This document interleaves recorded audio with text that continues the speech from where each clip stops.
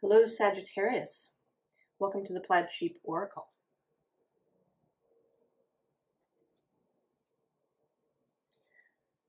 You start with this throat chakra card. It says the frequency of the throat chakra, the blue flower of life, supports our self-expression and our sense of peace and balance.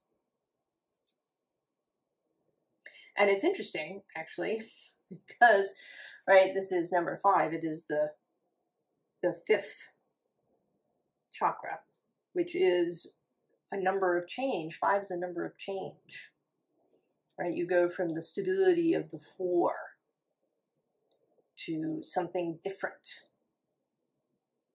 And often in the tarot, the 5s are seen as really difficult, right? Not just challenging, but really difficult or painful. Particularly the 5 of Swords and the 5 of Wands, which I think one could associate with this idea of self-expression. Wands and Swords.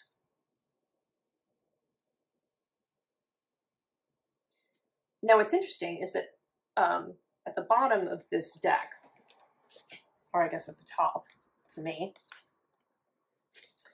are the sacral chakra and the solar plexus chakra.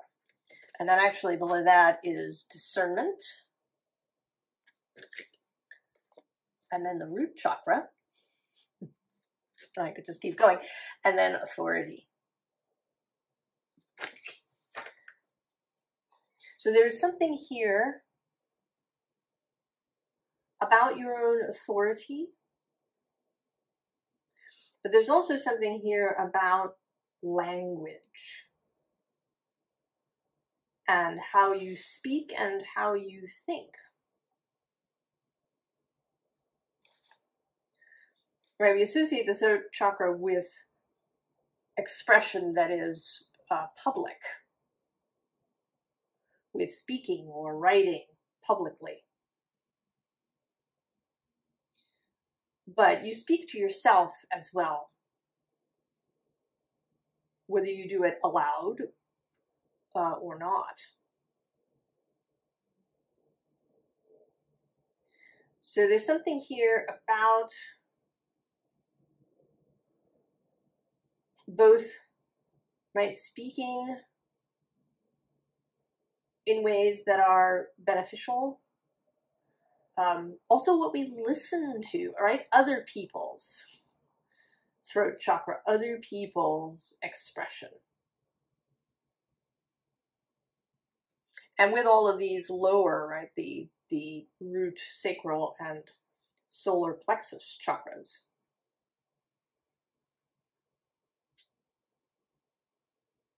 There's a sense of foundation, as well as creativity and will.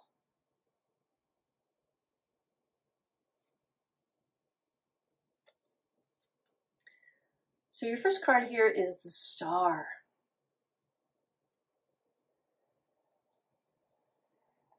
And the Star is interesting. She seems as if she's pouring the water kind of over her own face. Right? What is it she is saying to herself? What is her emotional consciousness conversation with herself?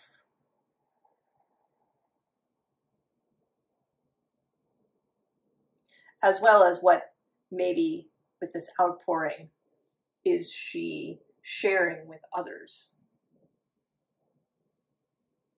And where does this water come from? What is the source of this?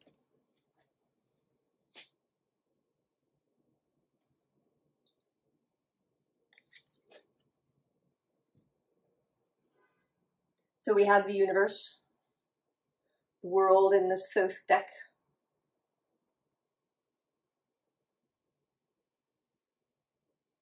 And there's a sense in this card too of, at least today, of receiving. I'm seeing today this, right, this shape, which is kind of this snake coming out, as if it's coming from like a trumpet or like a, like an old style Victrola record player,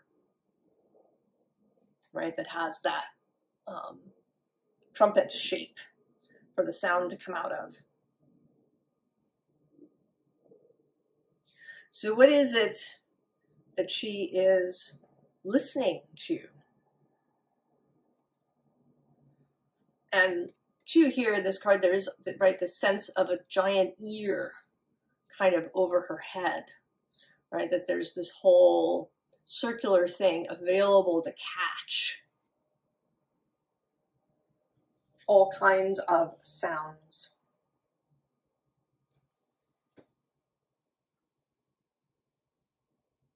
So what have you been listening to? Both from external sources and maybe from your own lips.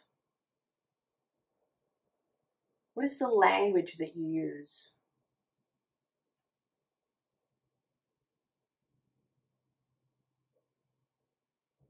And I find this, you know, I've been paying over the years more and more attention to the world, or to the words that I use. Especially as I've come into this belief of the world as animated, as all things, including man-made things, having consciousness and awareness. So I'll catch myself thinking about, you know, chucking something or trashing something, as if it were meaningless. And is that really how I want to think about things? So it can be, right, really these very mundane things.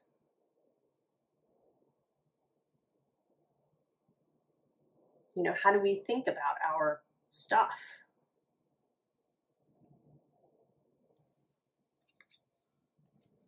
And then we have adjustment.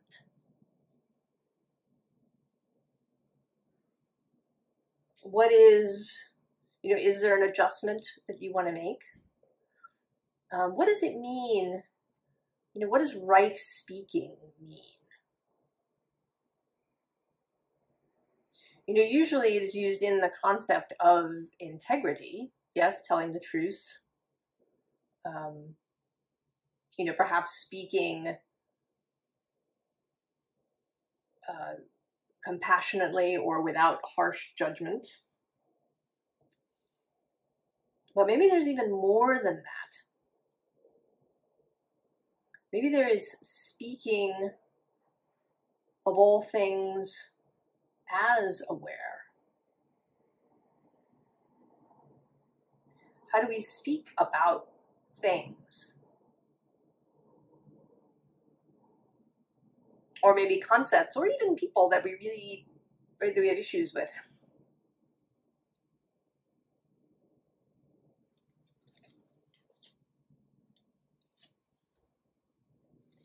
Then we have the Six of Wands, or I'm sorry, Six of Discs, Success card.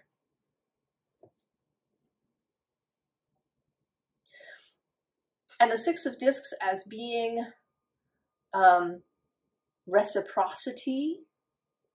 And also in this deck, I don't know if you can see, but each of these discs has an astrological symbol in it.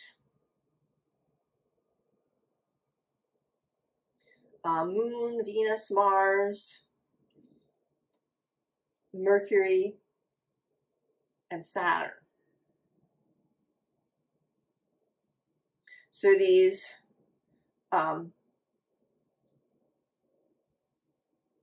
right, these particular planets, and Jupiter, I'm sorry. So Moon, Venus, Jupiter, Saturn, Mars, and Mercury. the personal planets. I know Saturn is often thought of as a transpersonal. He's way out there. He takes almost 30 years to make it around, so he's kind of a generational planet. But he is also very, very personal, because that Saturn energy of containment and structure and order is necessary for the physical world, for our bodies to exist. Right? These are all of the planets that are, you know, kind of our embodiment. If you add the sun, who could, right, who is sort of here in this background, the whole disk.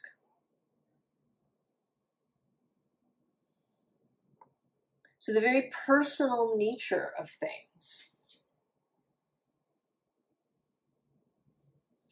and how we are in relationship to everything.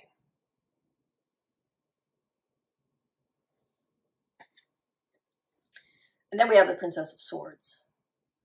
Here in what seems like a battle with incoming information. That's that discernment component. Discernment around how you speak, who you speak to, what you listen to, how you speak to yourself.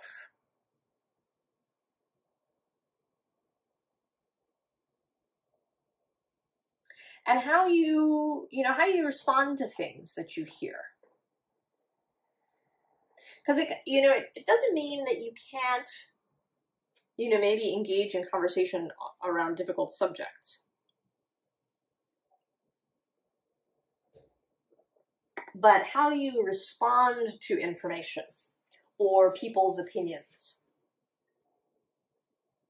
How do you respond to the comments section of somebody's post? Because it can be really interesting, right, to read comment sections and see, how did people react to the post? What was it that they pulled out? Who are the people that have to say something, about this that isn't really related? Is there somebody who has to have a criticism?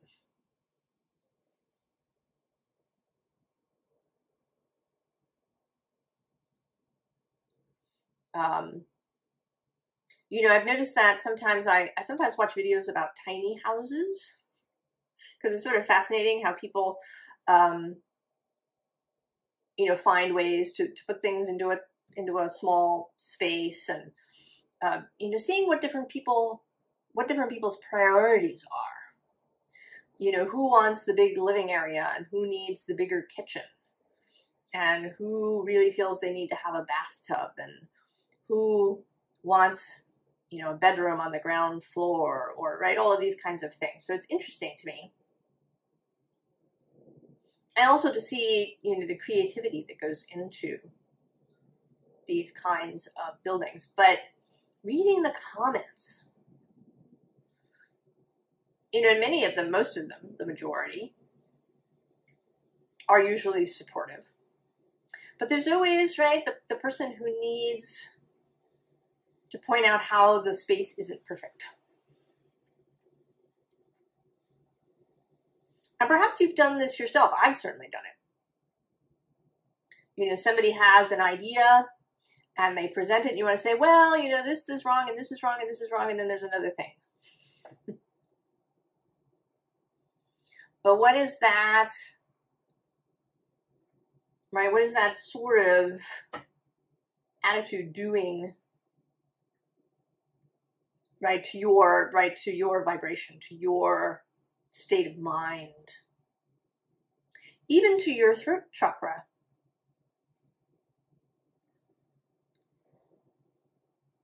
I've also been listening to some podcasts with Veda Austin, who's a New Zealand person who works rather magically with water and images in water.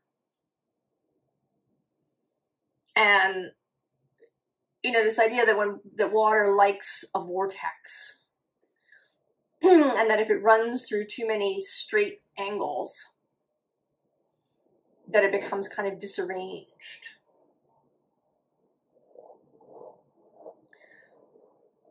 So what is happening to the throat chakra and to that energy if it's kind of forced out through, right, a judgmental or, you know, kind of painfully critical or hypercritical or always critical passageway?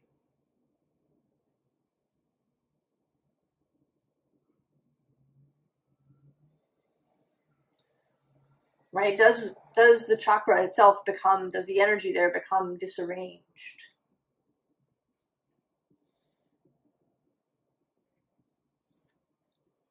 And so we have the Emperor. And I think here as someone who really knows himself,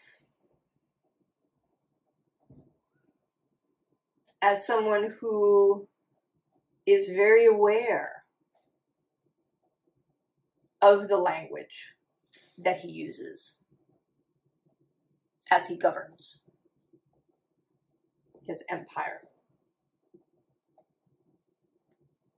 And below him is this, right, this empire of the Ten of Pentacles that's happy here, that's prosperous, that's engaged. And below that we have the King of Swords. That real clarity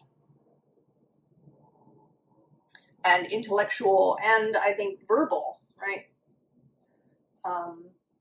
rigor.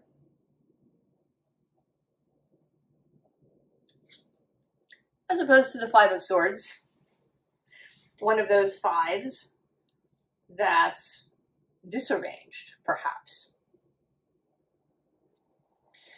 And some cards that are the Five of Swords actually seem to be more about just, you know, being willing to change your thoughts, to view different ideas, to, you know, maybe really get out of the box or throw the box away altogether, to engage in debate. But here in the Waite-Smith, it's, right, it's not really like that. This person feels smug. I think that's a smug expression. At having won the argument. At having dominated the conversation.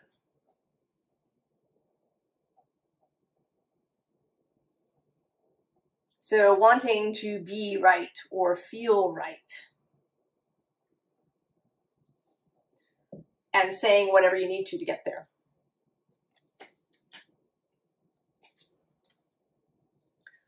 Or the Seven of Pentacles. You know, is everything a slog?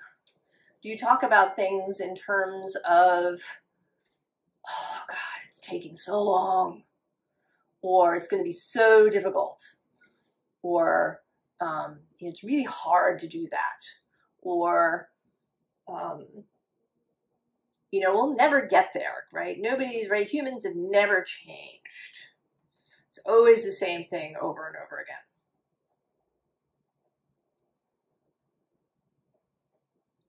Right? It'll never be good enough.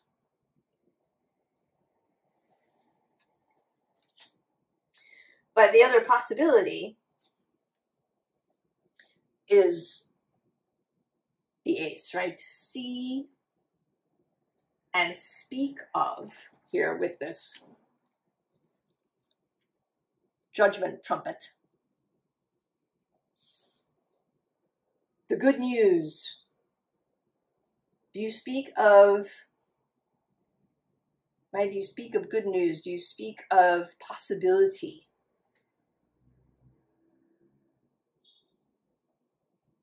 Do you speak creatively? And what is your vocabulary like?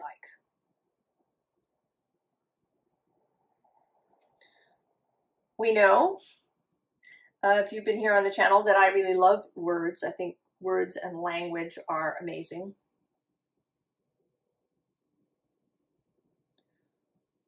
And I love to find just the right word, perhaps just the right adjective to describe something. I love etymology and thinking about where words came from and how they've, right, how meanings have changed and how this is reflected in society. All of this stuff, right? Language is so interesting. Do you cultivate a rich language? Do you cultivate a rich vocabulary in whatever your native tongue may be, English or not?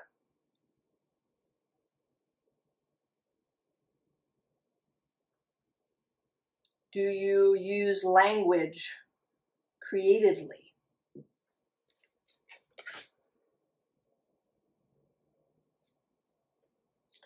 Right, we have this Empress, this exalted Venusian, and here also kind of cosmic figure that embraces all different kinds of ways of being, that really embraces diversity of thought and language and expression.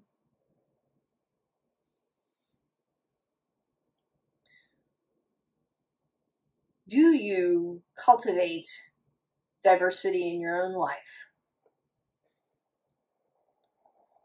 Perhaps in artistic forms, right? Different kinds of music, reading, everything from novels to historical essays to cookbooks, whatever, is kind of a special interest to you.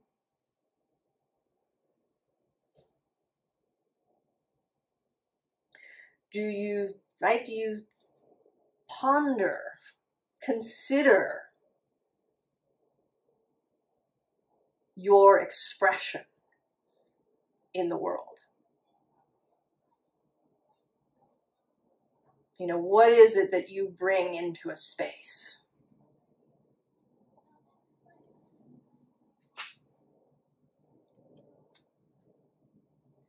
And how do you see the world? This is one of my favorite cards in this deck.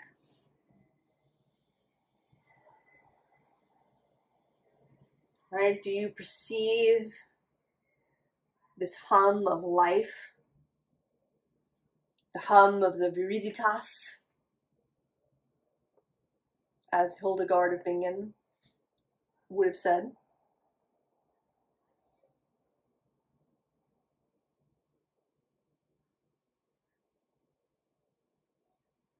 Does what you say fit the hum of life, right? Is it life-bringing, or is it kind of dead?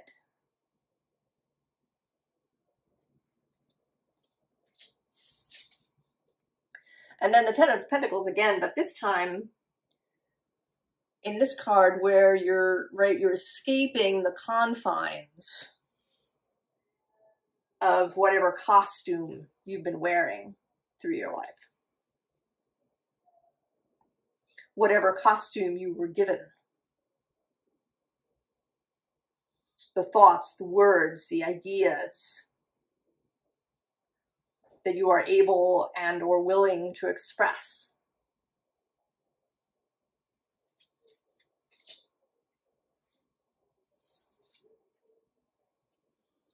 And here, are you willing to reach for the new expression? To polish your expression and not to create perfection in any way.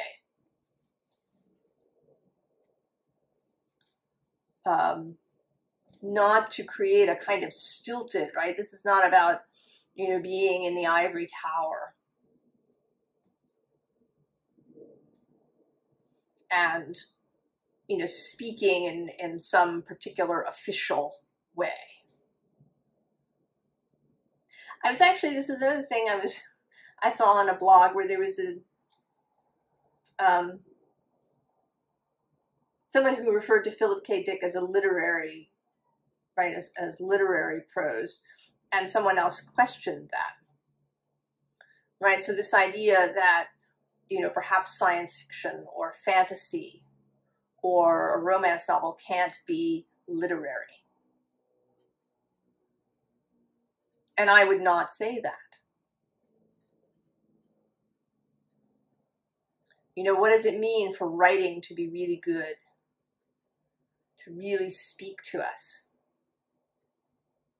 And to you in particular? You know, do you really enjoy Dickens or do you prefer Hemingway? Or maybe you like both at different times. But to have discernment about expression.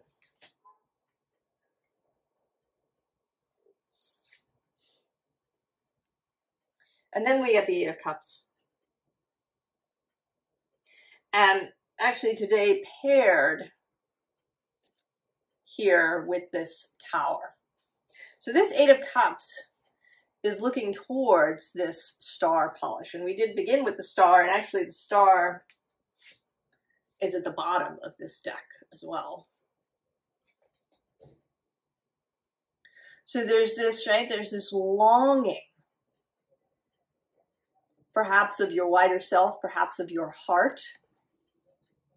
I think your heart, because a card that popped out, it didn't really want to be part of this lineup here, but wanted to be seen, was the Ace of Cups. Right? That this is what runs in the background of everything. This heart, this personal grail. So here, right, there's this longing for this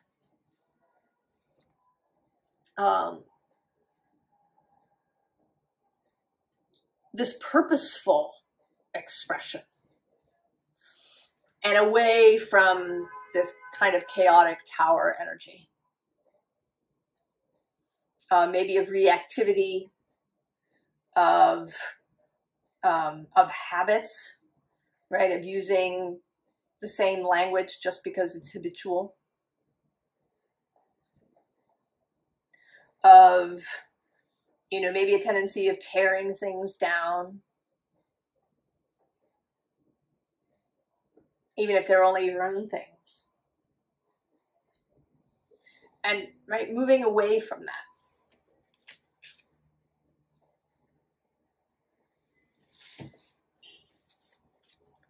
Becoming the anomaly.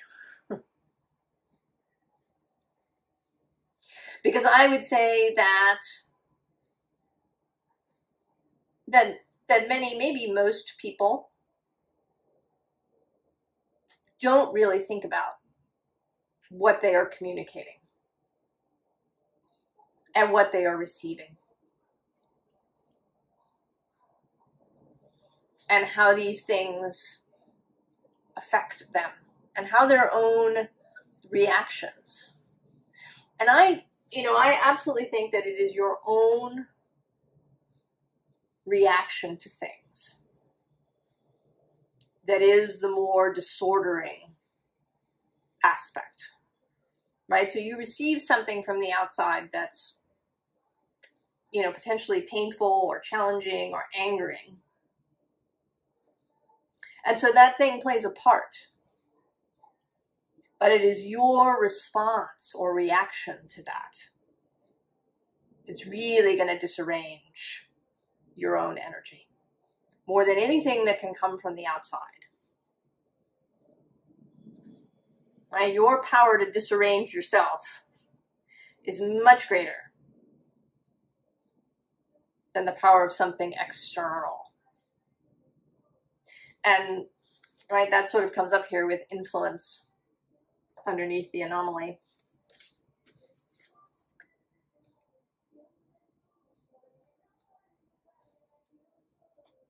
What is your own influence on yourself? Here with the illusion card, which is in the center, right? What is it, right? What is it you are speaking to yourself?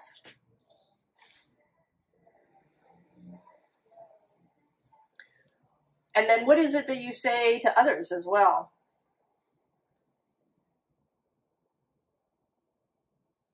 All right, is your conversation often filled with dire warnings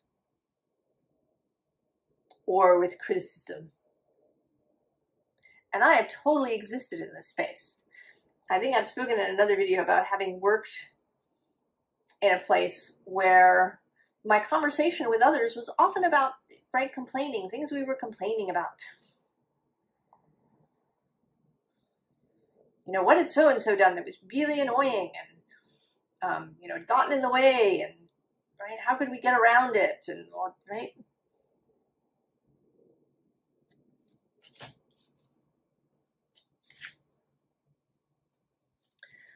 So can you think about your expression as a gift?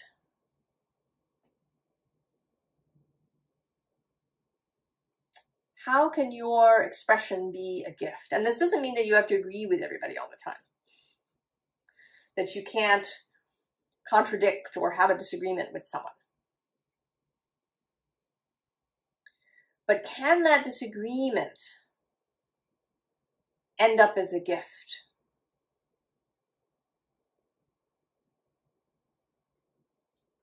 You know, how would you speak to someone if you wanted to give them a gift? Even if it's a contradiction or a disagreement. And how do you want to, right, speak to yourself as well? So, advice. We have another 5. But this 5 of fire, right, is so light.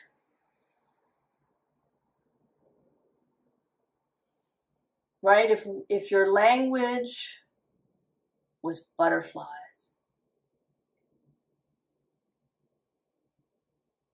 if your words were butterflies,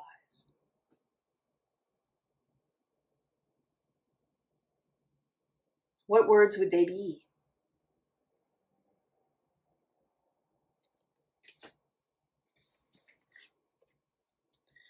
And the sun here with this, again, notion of a gift being given, of clarity, of optimism, of seeking a win-win in a situation, of seeing beauty first.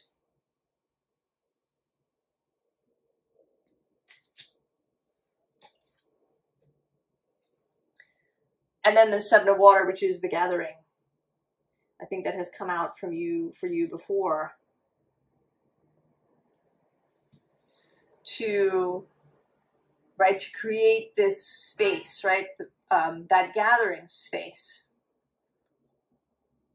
that you may have been prompted to create.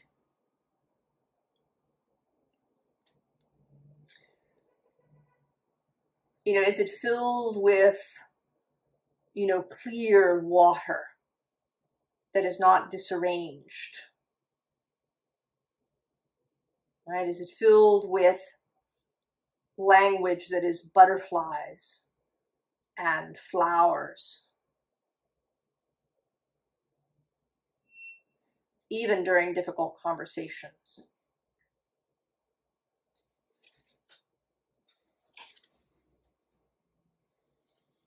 And then with this 4 of air, to always keep your own counsel.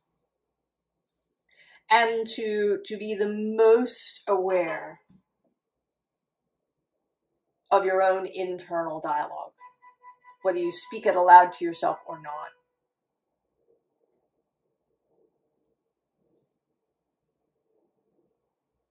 to really, right, that's the most important place, because everything stems from there.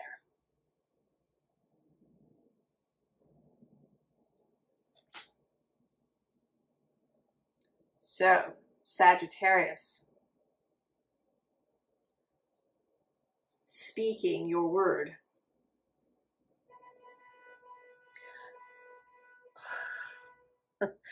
I don't know if you'll hear that honking after I edit the video, but a confirmation, speaking your word and how you do it. I wish you all the very, very best, Sagittarius, and I will see you next time. So long.